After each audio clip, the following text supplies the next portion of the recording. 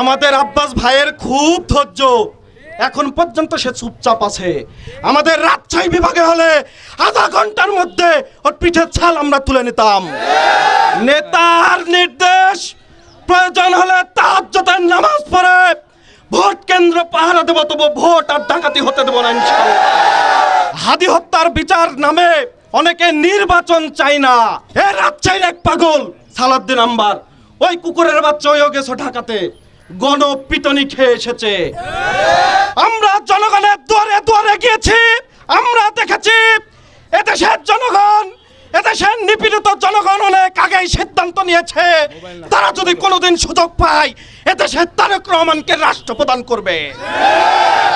এদেশের মানুষ সকলে হাদি হত্যার বিচার চায়, কিন্তু হাদি হত্যার বিচার নামে অনেকে নির্বাচন চাই না।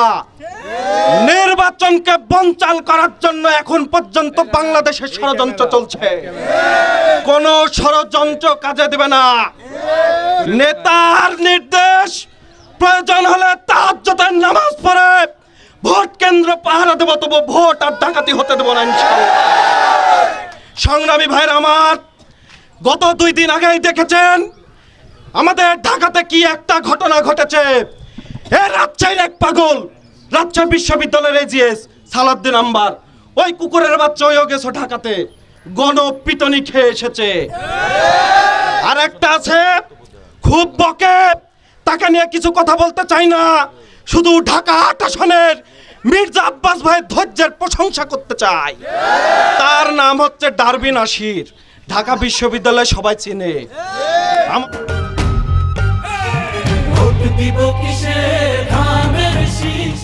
আমাদের আব্বাস ভাইয়ের খুব ধৈর্য, এখন পর্যন্ত সে চুপচাপ আছে।